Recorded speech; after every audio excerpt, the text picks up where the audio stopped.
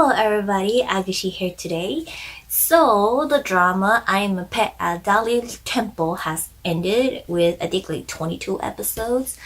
I could not find it with subtitle. I think someone subs it, but it's like private or something like that. I don't know. I read it about it, but I don't know where it's subtitled. So I watched it without subtitle and I kind of get the story myself already, so I watched it, but I don't like it.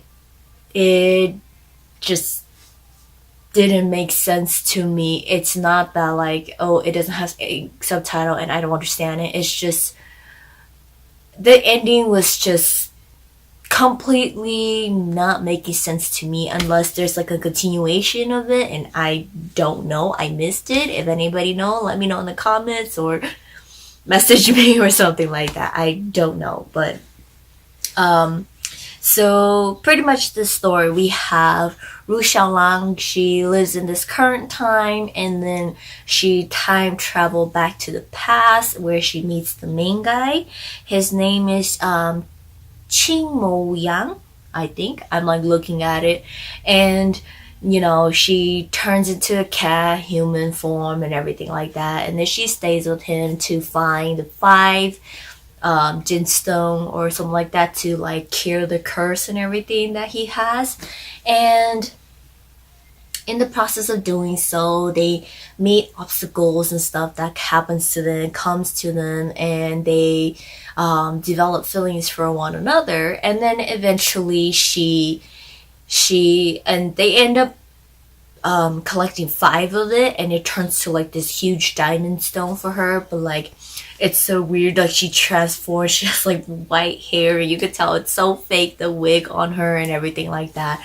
And her grandfather is actually in that time period with her, and he explains to her that he's not her grandfather. He picked her up and he took care of her. And so it's pretty much, you get the idea that she's actually is from that time period as well. I think her mother is the younger sister of the queen, and she, when her mother had her, her mother sent her to the future on purpose so that it can protect her, so that she can come back and end stuff. And so pretty much we get the main guy, he gets like cursed and he turns to like the evil spirit and everything. And I think the grandfather gets to see that it's like the same process of how her parents went through, and how her mother saved her dad, and she did the same thing to save him.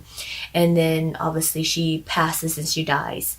And so that's like what happened. And spoiler alert, he like time travels to the future and he meets her again, but she's a baby, so like it ends there.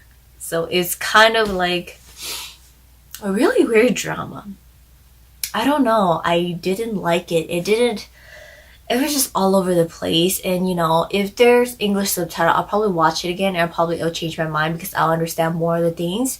But overall, I feel like it was just kind of like random drama all over the place.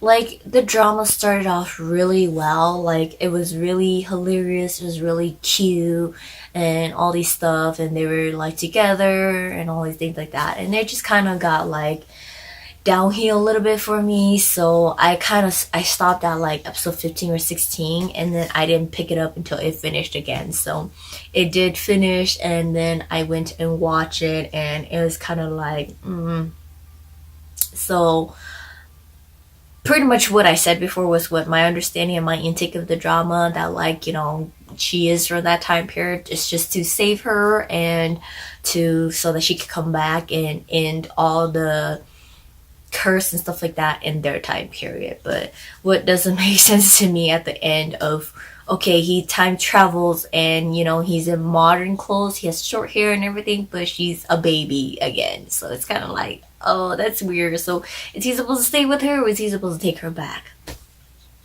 But that's pretty much how the drama ended up being like. If you guys are interested in it, go ahead and watch it. But I don't know where to watch it with English subtitles, so I did watch the drama without subtitle, and I understood a little bit only, and it was an okay drama to me. Rating it, I give it a 2.5 out of a 5. I feel like it was just like those time traveling drama.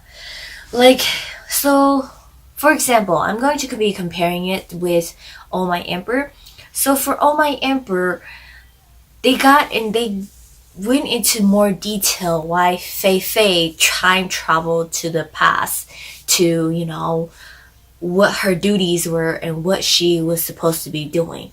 And so they said, oh, they split it up to like 3 seasons, but it was just like one whole drama, just a bunch of episodes. And it made, I think it was 3 or 2 seasons, I forgot. But yeah, it made sense in how at the end she did what she had to do to save the kingdom, and then she vanished and she comes into the future again where she originally was.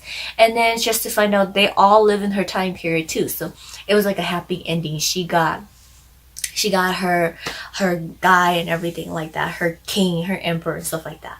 So but for this one, it was kind of like she time traveled, she did her duties, they fell in love and all these stuff like that, but the ending just did not make any sense to me. So I don't know. And plus it was just a short drama. I feel like a lot of things was left out and it didn't really make sense in certain things of all this stuff like that, and they kind of just were everywhere, so it didn't make sense to me. But that is it for the review for I Am a Pet at Dali Temple. It has ended and it's a total of 22 episodes. If you guys have not seen it and you guys are interested in another Chinese drama of time traveling, go ahead and do check it out. And if you guys find English subtitle, please let me know and I will go back and rewatch it and see what I think. My opinion, my perspective will probably change. But that is it for this review, and I will see you guys in the next drama review.